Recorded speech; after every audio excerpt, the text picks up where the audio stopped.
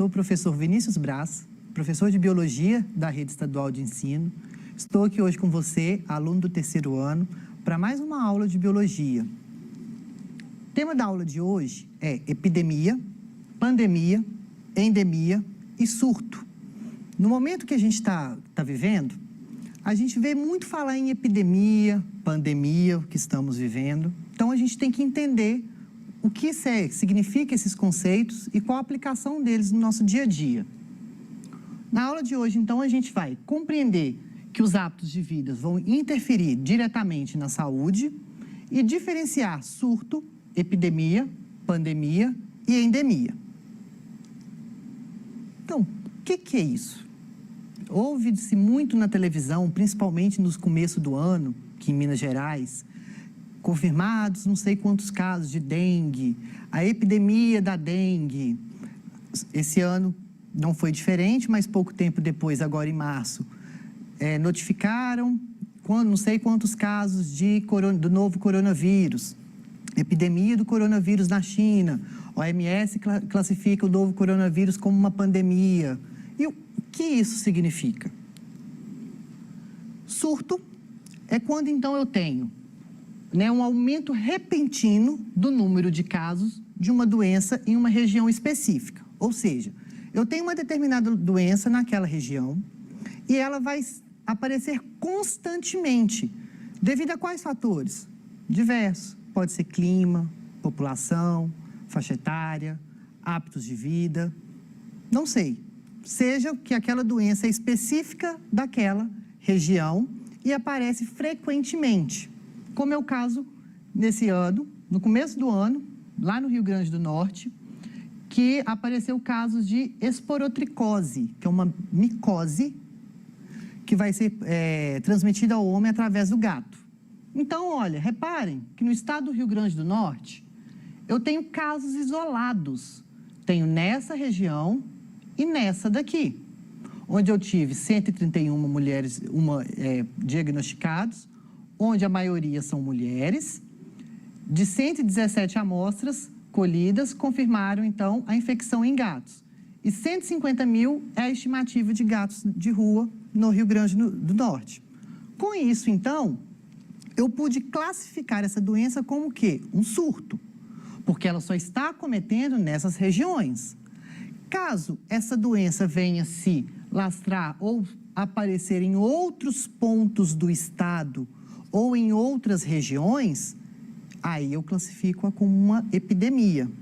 Surto, gente, eu posso classificá-lo não só no estado, mas, por exemplo, em uma cidade, onde eu só tenho foco de dengue, por exemplo, que é o que a gente mais vê, naquela determinada região, naquele determinado bairro, ali eu posso falar que é uma região de surto de dengue. Por exemplo, a febre amarela, nossa, ela tem surto aonde? No estado norte, dos estados do norte. Por quê? Clima propício, agentes ambientais lá atuando favoráveis a essa doença a todo momento. Isso, então, pode ser classificado. Epidemia, que vai caracterizar quando um surto acontece em várias regiões. Então, eu tenho aqui, olha, um mapa de ano passado, que são dos casos prováveis de dengue por município de residência no ano de 2019, aqui em Minas Gerais. Reparem que as regiões brancas são onde nós não temos casos, são casos que não são prováveis. Verdinho, baixa incidência. Amarelo, média incidência. À medida que vai escurecendo, maior incidência. Então, isso classificou-se como uma epidemia. Por quê? Atingiu várias regiões do estado. Depois, nós temos o quê? Pandemia, que é o pior dos cenários, que é o que a gente está vivendo hoje. Que vai ser quando, então, essa epidemia, ela atinge mais de um lugar do globo terrestre ou a maior parte dele. Igual, por exemplo, Covid-19. Começou lá na China. Da China, foi-se para a Europa. Da Europa, então, acometeu vários outros países que teve casos confirmados. Com isso, ela transformou-se, então, em uma pandemia. Foi classificada como uma pandemia. O que começou com surto na região da cidade de Wuhan, na China. Depois, classificaram ela como uma epidemia na China, que depois classificaram ela como uma pandemia, porque acometeram maior parte do globo terrestre. Então, essas são as diferenças. E a endemia? O que é? A gente vai ver aqui agora. Endemia, ela não está relacionada a nenhuma questão quantitativa, tá? Ela é uma doença que é classificada como endêmica, ou seja, típica daquela região, quando acontece com muita frequência no local. E as doenças endêmicas podem ser sazonais. Eu posso ter uma doença, por exemplo, no estado, a dengue, ela pode ser uma doença endêmica daqui, da nossa região, porque ela vai acometer mais nos períodos do início do ano, que são períodos chuvosos e quentes, locais propícios para o mosquito. A Aedes aegypti, transmissor da doença, nós vimos na última aula, para proliferar, para se reproduzir. Então, isso pode ser classificado. Febre amarela no Brasil, olha a área endêmica. Fatores ambientais, então, classificam, fazem com que essa doença seja classificada como endêmica, específica dessa região. Aqui nós temos a área de transição, que vai também favorecer, mas pode ter outros fatores que vão influenciar, a área de risco e as áreas endêmicas, que são áreas onde a gente tem baixa incidência, digamos assim. Então, vamos ver no mapa, para a gente estar entendendo. Pandemia, então, vamos ver os pontinhos, são casos da doença, de uma determinada doença. Se eu tenho, então, atingindo todo o globo terrestre, ou maior parte dos continentes, uma pandemia. Quando eu tenho somente em uma região, igual aqui, ó, na América do Sul, aqui nessa região aqui do Brasil, pontinhos amarelos, epidemia. Quando eu tenho determinada aqui, ó, região, igual eu posso pegar, por exemplo, eu posso fazer o estudo epidemiológico, que nós chamamos, investigamos, identificamos as causas, o tipo de pessoa afetada, ou entendemos esse patógeno, como ele é tratado. Eu posso falar, por exemplo, que essa doença acomete as regiões tropicais e litorâneas. Então, onde que estão essas regiões tropicais e litorâneas? Aqui, ó, é onde tem a doença. Então, eu posso classificar isso como uma endemia. Ela é endêmica dessa região.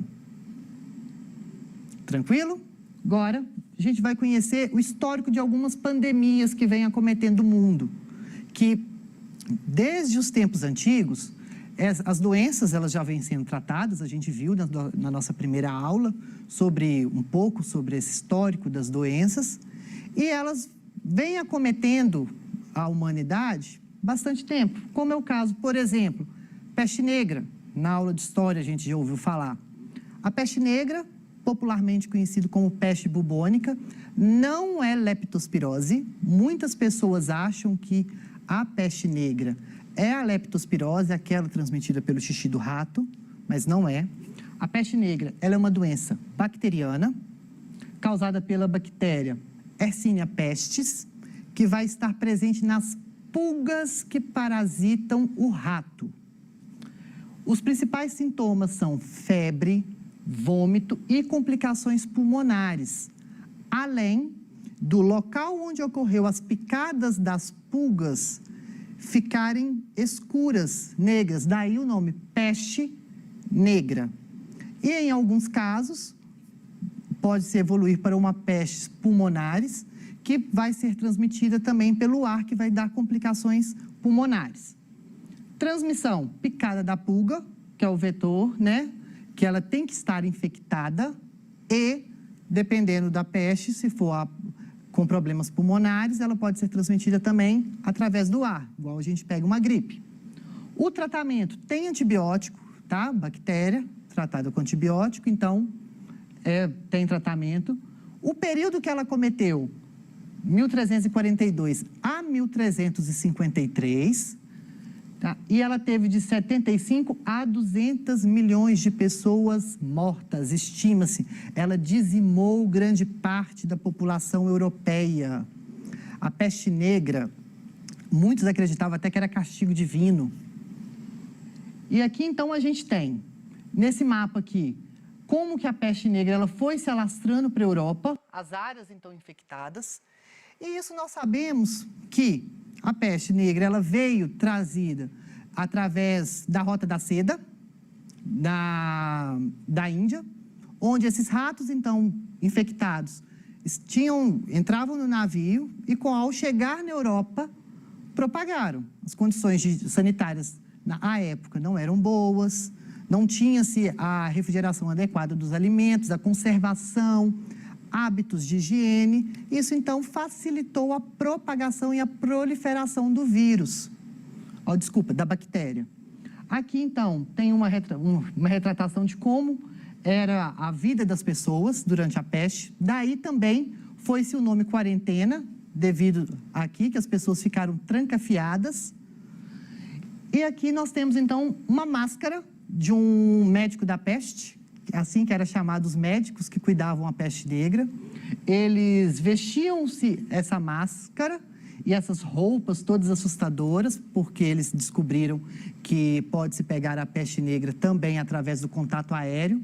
Com isso, era uma forma, então, de prevenção. Tem-se alguns pouquíssimos casos de peste negra no mundo atual.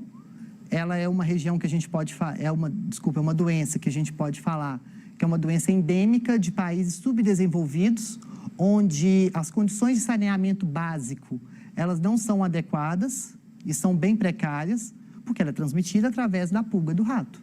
Se eu não tenho não tenho saneamento básico adequado para aquela pessoa, obviamente eu vou ter vários roedores, vários ratos, e esses ratos podem conter essa pulga que poderá estar infectada. Mas tem antibiótico para isso. Mas ela dizimou grande parte da população na Europa. A gripe espanhola, que foi 1918, tá? Em 2 anos. A gente fala que a gripe espanhola é a mãe das pandemias, porque em pouco tempo, em apenas 2, 3 anos, ela dizimou mais de 50 milhões de pessoas. Essa é a estimativa, mas existem estudos que falam que ela dizimou 200 milhões de pessoas. Pensa, dizimou um Brasil inteiro. Vamos falar assim, em 2 anos. Ah, mas existem outras doenças que matam mais do que matam mais do que a gripe espanhola. Tá, mas vamos pegar pelo curto espaço de tempo. Eu tenho uma doença que, se eu for analisar o período de morte dela em 10 anos, matou lá 300 mil pessoas. 10 anos. Mas, se em 2 anos eu matar 200 mil pessoas, então essa doença ela foi o quê? Mais perigosa, digamos assim, mais letal. Então, ela matou mais de 50 milhões de pessoas. Os sintomas: forte dores de cabeça, dores do corpo, calafrios, inchaço dos pulmões, é uma doença respiratória causada pelo vírus influenza, H1N1, né? Gripe suína, nós vivemos aí uma epidemia de gripe suína em 2010 ou 11, se não me engano. É a mesma gripe. Gripe aviária, acreditava-se que o vírus ele parasitava aves, mas não era transmitido a humanos. Mas, a partir do momento que o vírus entrou em contato com a carne do porco, e coincidentemente, esse vírus humano parasitava o porco, ao mesmo tempo que esse vírus da ave, ocorreu uma mutação e ele passou, então, a mutar, a parasitar o homem. A transmissão, ela é aérea, através de gotículas de saliva e do espirro. A prevenção, evitar o contato com pessoas contaminadas. Não existe tratamento, doença viral, não existe tratamento. Nós temos meios de tratar os sintomas em modo de atenuá-los. E a morte, igual eu falei. Ela foi, gente, mas por que a gripe espanhola ela matou tanta gente se é uma gripe? Ao período histórico que a gente está vivendo, 1918, final da Primeira Guerra Mundial. E ela, por mais que a gente chame de gripe espanhola, ela não começou na Espanha, não. Tem uma história até interessante. Os primeiros casos de gripe espanhola que teve foi nos Estados Unidos, onde soldados norte-americanos, ao irem para a Europa, levaram então esse vírus. E no campo de guerra, eles, em pouco tempo, em um período de 1 semana, vários soldados contraíram a doença. A gente fala que o grande vilão da Primeira Guerra Mundial foi a gripe espanhola, que conseguiu matar mais pessoas do que a própria guerra. E a Espanha, o que a Espanha tem a ver? Ela era neutra. A imprensa era, digamos que livre na época, então ela noticiava esses casos. Daí o nome gripe espanhola. E aqui, então, a gente tem uma foto de pessoas tratadas no período da Primeira Guerra com gripe espanhola. Aqui uma Gazeta de Notícias aqui no Rio de Janeiro, que ela veio para o Brasil, inclusive ela matou até o presidente Rodrigues Alves, que ele foi eleito em 1918, ele não chegou a tomar posse pelo fato de ter contraído a gripe espanhola. Que nós temos, então, as mortes, onde ela dizimou grande parte da população. E no Brasil, tem uma história até interessante, que a caipirinha que a gente conhece hoje, ela surgiu a meio remédio. A população estava desesperada procurando algum medicamento que poderia atenuar os sintomas e tudo mais. E com isso, em São Paulo, eles começaram a misturar cachaça, que era o que tinha, mel e limão como forma de chá para combater os sintomas. Daí surgiu a caipirinha. Então, a origem da caipirinha, acreditam-se que seja por conta da gripe espanhola. A varíola, ela é uma doença erradicada, a OMS classificou ela no início da década de 80 como uma doença erradicada, graças à vacinação. Inclusive, a primeira vacina da raça humana que foi utilizada foi contra a varíola. O último caso constatado de varíola foi de 1977, se não me engano, e foi um caso na África. Ela é uma doença bastante letal, onde os sintomas delas característicos são lesões no corpo, e ela é causada pelo vírus ortopox vírus. Tá? A prevenção é a vacinação, não existe tratamento. Tá? A varíola, ela vem matando desde que, digamos que o mundo é mundo, se a gente falar isso, desde os períodos, estimam-se que os astecas, mais de 80% da população asteca tenha morrido de varíola, os maias, os incas, grandes populações. Uma das causas da queda do Império Romano, estima-se que foi a varíola também. Se não me engano, o rei Luís XV ou Henrique XV, se eu não me engano, da França, ele morreu devido aos sintomas da varíola, mas não se sabe se foi varíola ou sarampo, que são parecidos e não tem registros. E ela matou só no século XX 300 milhões de pessoas, é a estimativa, até 1977, 1980, porque ela é erradicada. Então, aqui, olha, as lesões no corpo por conta da varíola. Né? A gente pega a varíola, além do contato, né, com a saliva, das lesões, pelo fato de você tocar que ele tem grande carga viral. SARS, MERS e Covid-19, que são doenças causadas pelo coronavírus, que é conhecido desde a década de 60. O SARS é a síndrome respiratória aguda grave, que foi conhecida também na China, o primeiro caso em 2002, viveu uma epidemia. A MERS, lá em 2012, que é a síndrome respiratória do Oriente Médio. E a Covid-19, que vai ser causada pelos coronavírus. Sinais e sintomas: febre, dores de cabeça e muscular, dificuldade respiratória. A transmissão é uma transmissão aérea, que se dá através de gotículas de saliva e espirro, igual a gente pega gripe, por isso da importância da higienização das mãos e do não compartilhamento de objetos pessoais. O tratamento: evitar contato com as pessoas contaminadas e o isolamento, igual tem sido feito. Os períodos, né? Nós temos, então, uma epidemia em 2002 da síndrome respiratória aguda grave, em 2012 da síndrome respiratória do Oriente Médio e em 2019 do Covid-19, em 2020 virou pandemia. Estima-se que nós temos até inícios de maio, meados de maio, mais ou menos, cerca de 260 mil pessoas mortas em todo o mundo. Ela é um grande número de mortos para pouquíssimo tempo, apesar de ter uma letalidade baixa, mas nós temos casos confirmados de pessoas infectadas de 3,7 milhões de pessoas no mundo e nós não temos nenhum tratamento e nenhuma vacina devido à mutação do vírus e essa fragilidade, digamos assim, essa facilidade dele se mutar e de contaminar outras pessoas. Tem o ciclo de infecção dele, que ele é bem parecido. O tempo está acabando, vou deixar isso para a próxima aula, eu volto nela. E as questões da Enem que não deu tempo de fazer. Conversa demais. Mas espero que tenham gostado e até a próxima.